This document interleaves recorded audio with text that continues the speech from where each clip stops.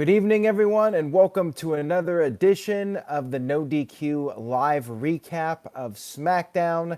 Tonight, we had some returns, we had some new storyline developments, and of course, we had a good 30 to 40 minutes of the big dog, Roman Reigns, the face that runs the place. Thank you to everyone in the chat room for tuning in. I hope you all had a fun Thanksgiving holiday. I hope you all had a safe Black Friday. We have the weekend. I hope you all enjoy the weekend. But we got this review to get through, so let's go ahead and get started.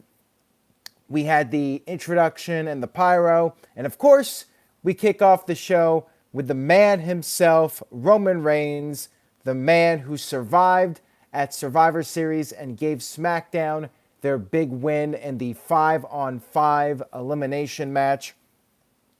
Reigns came out.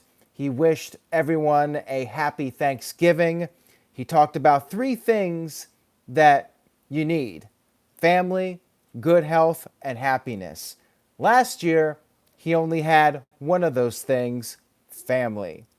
He thanked the fans for being his extended family. And basically what this was, it was a reminder. In case you don't know, Roman Reigns beat cancer, so do not boo the guy. He's a good guy. He beat cancer. Just a reminder. And WrestleMania is coming up. You got to cheer Roman Reigns. Roman brought up how he had a great team at Survivor Series, with one exception: that dummy, that big dummy, Baron Corbin. Baron Corbin then came out and talked about how it was his fearless leadership that brought SmackDown to victory. He eliminated two people before Reigns, and Reigns' ego could not handle Baron Corbin leading the pack. Reigns was like, well, you want to settle it? Come down to the ring and let's fight. Corbin said he's a king, and kings do not fight on holidays because kings have the fanciest turkey, they have the finest wine, they have servants, and Roman can face somebody else. And that's when Baron Corbin brought out Robert Roode of the Team Rudolph to take on the big dog. And that led us to our first match of the evening: Reigns versus Bobby Roode. Or Robert Roode, excuse me. Psycho Jet Black with a $5 super chat. Thank you for that. He says, what do you do with Daniel Bryan at WrestleMania, and will he be a face or heel? Also, do you hate anybody as much as Robbie Vice hates Marco Stunt? Well, first of all, I do not hate anybody. I love everyone. Love is all you need in this world. As far as Daniel Bryan goes, I think after tonight, he's definitely a babyface again. I think that heel run is over, unfortunately. It was a really nice run, but WWE decided to move in a different direction with Bryan, and quite frankly, the momentum stalled after WrestleMania. Bryan was such a hot act, and then he lost the title. He was paired up with Rowan, and he was kind of just there. Holiday Chris Mace with a $2 super chat says, at the end of the video, who will finally beat Bray Wyatt? I will answer that at the end. Thank you for that, Christopher Mason. Colin Andrews says, nice shirt. Thank you for that. Link to the past, classic game. Can't go wrong with it. So we had Reigns versus Roode with Baron Corbin and Dolph Ziggler at ringside. Ziggler kept interfering during the match. He grabbed Reigns' leg at one point, and then he pulled out Roode to safety. Roode kicked out of the Superman punch, which, by the way, great sell job by Roode with that Superman punch. If you missed it, head over to twitter.com/NoDQDOTCOM to check out an animated graphic of that Superman punch. I love that sell job. Pretty much like a flare flop that Bobby Roode did, or Robert Roode. I keep screwing up. Robert Roode. He's not Bobby Roode. He's Robert Roode. Got to get it right. Anyways, Corbin tried to throw the scepter in the ring for Roode to use as a weapon, but it did not work. Roman Reigns hit the spear to beat a very game Robert Roode. Got it right that time. But after the match, Dolph Ziggler attacked Roman Reigns, and then Roode had the scepter. However, Reigns fought off his attackers. He speared Roode through the barricade and then took the announcer desk and tipped it over. And that son of a bitch, he tipped over the energy drink of Michael Cole. I know you don't like Michael Cole, but the guy has to get us through the show. And if he doesn't have his energy drink, then he's going to be a grouchier and more sluggish Michael Cole. So we need Michael Cole to have that extra energy. Damn you, Roman Reigns. But anyways, Roode was taken out on a stretcher courtesy of the big dog. And this took up pretty much the first 35 to 40 minutes of the show. Why do we need all this TV time dedicated to 3 guys? Like, couldn't you at least spread it out? Like, have this match go on later, or just not do 2 to 3 segments with the same people? Especially on a 2-hour show, and when you have so many guys that are not getting TV time. Like, come on now. I don't feel Reigns needs this much TV exposure. We had a recap of the Daniel Bryan versus Bray Wyatt match from Survivor Series. Then we had the first of several Firefly Funhouse segments with Bray Wyatt being thankful for his Universal Championship, and he said, sharing is caring. And then we got to see a little clip of The Fiend with his own version of the Universal Championship, and then Bray, Mr. Rogers Bray, said, I love my new toy. By the way, the new championship, which is the Fiend face, like a horror-themed championship belt, it is available already on WWE's website, so go check it out. I guess Tom Savini's studio put that championship together. Hopefully he actually comes out with it. You know, if he doesn't even come out with it, I think that that's going to be a letdown. And then Mr. Rogers Wyatt proceeded to issue a challenge to Daniel Bryan, said he really had fun playing with Bryan at Survivor Series, and he wants to do it again. All Bryan needs to do is let him in. We had a Sheamus return promo. That's right. Sheamus is back in action, and he has his old hairstyle from his first run in WWE prior to when he got injured and then came back with the stupid mohawk and all that stuff. I'm glad to see Sheamus back. He did call out several SmackDown stars, but I was a little disappointed that he's not with Cesaro. Like, I feel the Bar, they're better off together than apart. Now, time will tell. Maybe Sheamus will have a good singles run again, but I still feel like the Bar has some mileage left, and they were such a good team. They worked so well together that I'm disappointed they're not back together again. But it is what it is. At least Sheamus is back, so happy to see him back and get him into the mix again. Next, we had Mustafa Ali versus Drew Gulick. Not much to say about it. Pretty standard television match. Ali picked up the win with the 450. Then we had Bayley and Sasha Banks come out for a promo. Sasha started the promo off by saying, we're not out here for some rah-rah speech. Sasha talked about how she lost at Survivor Series because she did not get to choose her team. And then Bayley said that they lost at Survivor Series because the entire locker room let them down. And then Sasha added that the whole team was the weak link. This led to Lacey Evans coming out and calling them a couple of nasties and saying that SmackDown needs a real woman to be the locker room leader. And then noted that she would not tap out under pressure. Under pressure, pushing down on me. Okay, enough of that. Sasha Banks then got in Lacey's face, and that led to Lacey Evans giving Sasha Banks the women's right. So it looks like we have a babyface Lacey Evans.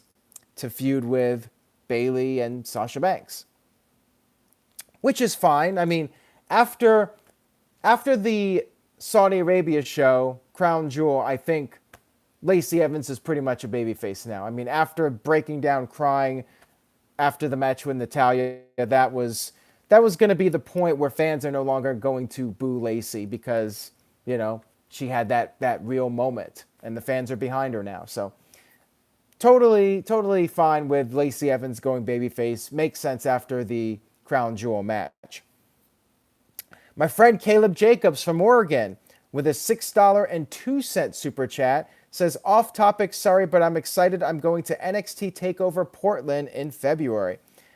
Well, that's awesome to hear, Caleb, and I hope you have a great time.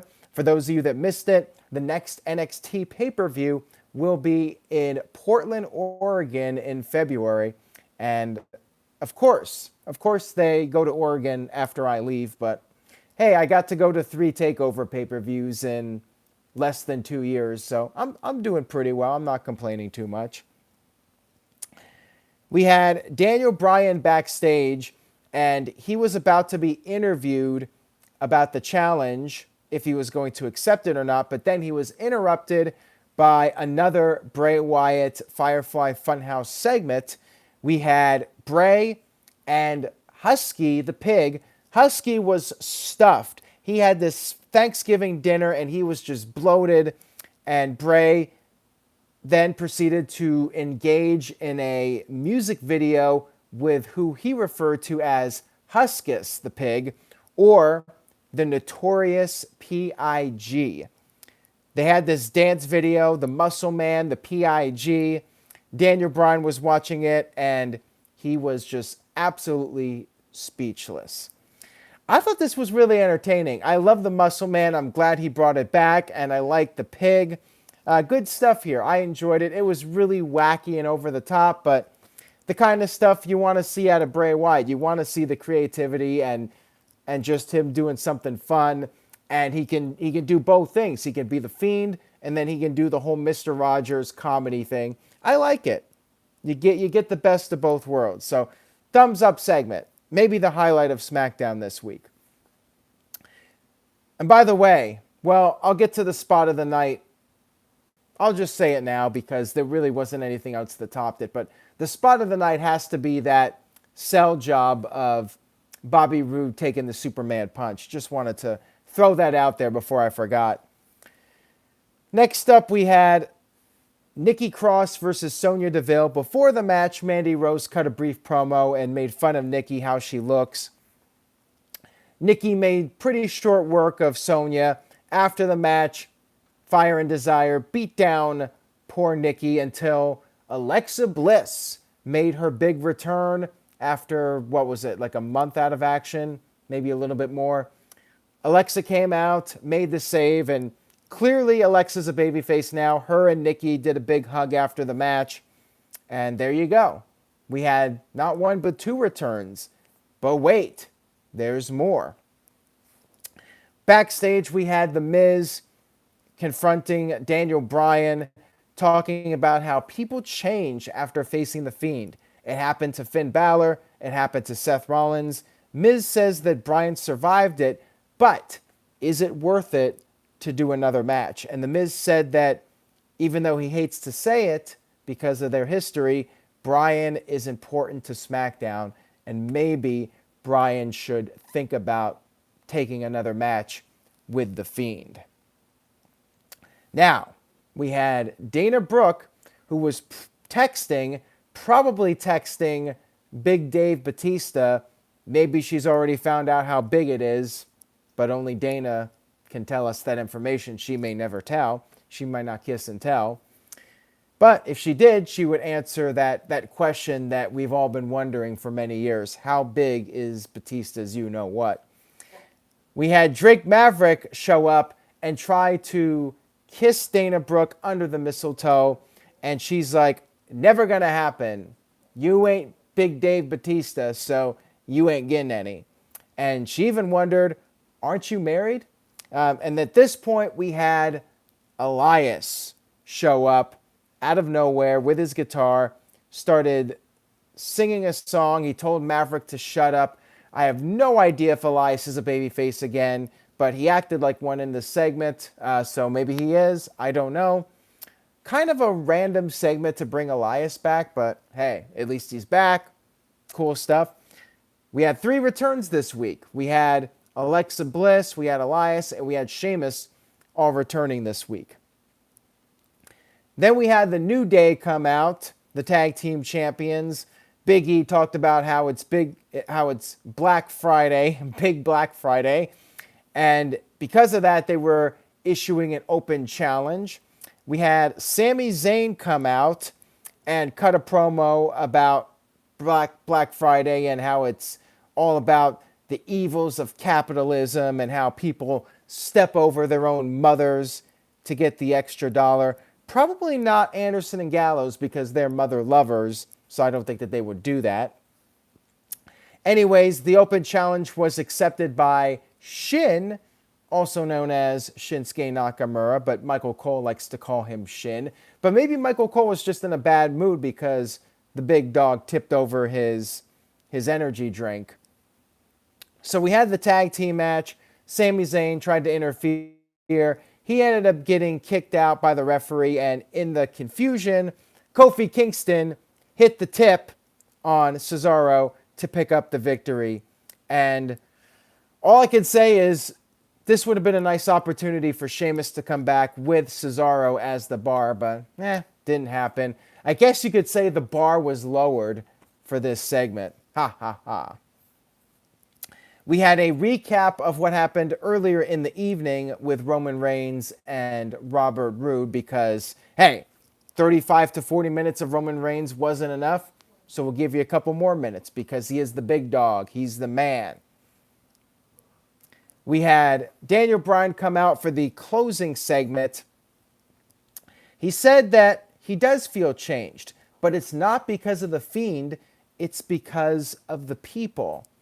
Bryan said that the people gave him the energy and the passion to make him realize what he has been all along. And yeah, he did mention that the Yes Movement was dead, but perhaps, maybe just maybe, the fans brought it back. And then he asked the fans, do I accept? And of course the fans, yes, yes, yes. Daniel Bryan said, I have to do it too. He did the yes chants. Everyone doing yes. And then he was cut off by Bray Wyatt, Mr. Rogers, once again. Wyatt said, yes, Bryan will change after they face again. And he said that you helped me change, Daniel, and he remembers, referring to the Fiend. And then Bray added that he did promise a new face tonight. And then we had the lights go out. The Fiend came from under the ring. He attacked Daniel Bryan, mandible claw, pulled him under the ring, and then proceeded to rip out Bryan's hair. I'm not sure if it was his hair or his beard or his pubic hair, but we saw lots of hair coming from underneath the ring. So I guess the new face of Daniel Bryan is going to be a Bryan with a short haircut. Because why else are they doing this segment? I guess next week we'll see Daniel Bryan, maybe buzz cut, short beard, maybe no beard. Maybe it'll be 2010 Daniel Bryan again, American Dragon. We'll have to wait and see. And I guess that's the new face. So kind of disappointing because we were all thinking maybe Liv Morgan would show up even though she's on Raw. Maybe we would see some new character. But they did this angle instead. But I could sense maybe some people were disappointed with it. It was interesting. I will say that. The game is on 100 with a $2.25 super chat says, will Bryan show a new look after the ending to SmackDown? I mean, one could only assume that's where this is going and that Wyatt has taken off that mask of Daniel Bryan, the beard and the hair, which has been Bryan's trademark now for the past 7 years. And that's going to be the next step in this psychological warfare between the Fiend and the leader of the Yes Movement once again. So what did you guys think about SmackDown? I thought it was a decent show. I mean, I really enjoyed the returns, and I was intrigued by the ending, even though I felt a little disappointed with it. I thought the Bray Wyatt segments were really solid. I'm going to give it a B minus, just because I felt like the first part of the show dragged with Roman Reigns and Baron Corbin and all that stuff. It's just like, do you really need to do that much on a 2-hour show when you have so many other guys that are not being utilized? So, yeah, I had some issues with the show, but overall, pretty decent episode. Caitlin gives it a B. CC Drink with a B+. Dr. NXT Scorpio with a C+. Calvin Bowman loved this show. He gave it an A+. So again, Calvin must have thought that this was like the best SmackDown of the year. Maybe better than that NXT SmackDown. Curtis Butler with a B-. Gary with a C+. Matt Helms with a B-. Don with a C-. Ace and his Familia Vlogs with a B+. John with a B. And Mr. Yuck with a B-. And Game is on 100 says B- due to the returns. All right, now to answer that question from earlier, when will Daniel Bryan lose the championship? My feeling is he's going to hold it till WrestleMania at least. And now that they have that new championship, I think that pretty much gives away that Wyatt's not losing it anytime soon and Bryan's not winning it. I mean, I think that we all knew that anyways. So I say WrestleMania at the earliest. And who knows, he may keep it beyond WrestleMania. Bryan is reportedly the best merchandise seller now in the company. Wyatt, I'm not sure if I said Bryan again. I'm getting them mixed up. Wyatt is the best merchandise seller in the company, apparently. And now with that new championship, I think that he's going to continue to be champion for the foreseeable future. So, yeah, WrestleMania at the earliest and possibly longer. Caleb Jacobs with a $2 super chat says, clean-shaven Daniel Bryan. I'm curious to see if Bryan goes like completely bald. Will he just shave everything off? No facial hair, no beard. That would be interesting. I could see him going as extreme as the American Dragon, you know, from that period when he had the buzz cut and maybe like a little bit of a beard. I think that's more likely, but it would be interesting if he just went completely bald, and that's how much of a psychological effect the Fiend had on him. Tic Tat Tat says Bryan equals Aaron Rift. I mean, yeah, pretty much. I expect him to have this look next week, something like that. If he just has slightly shorter hair and a slightly shorter beard, then to me, what was the point of the angle? Like, you got to go big or go home. And I think he's got to go even shorter than what he had when he did that retirement speech in 2016. He's got to go shorter than that. He's got to go like buzz cut at the least, if not completely bald. So we'll see what happens next week. Kind of an interesting cliffhanger, even if it wasn't what we all probably wanted with like an actual new character debuting. Still fine for what it was. Mike B says, hope you had a great Thanksgiving. I did, Mike B, and I hope you had a great one as well. Thank you guys for tuning in. As always, I appreciate your viewership and support. Mr. Yuck wants to know, will I be doing more Q&A videos? I do plan on doing some live Q&A videos. It's just been a busy couple of weeks, but I do plan on doing some more Q&As on the channel. So stay tuned for that. Subscribe, youtube.com/AaronRiff, Make sure you turn on the notifications for updates, and I will see you all next time.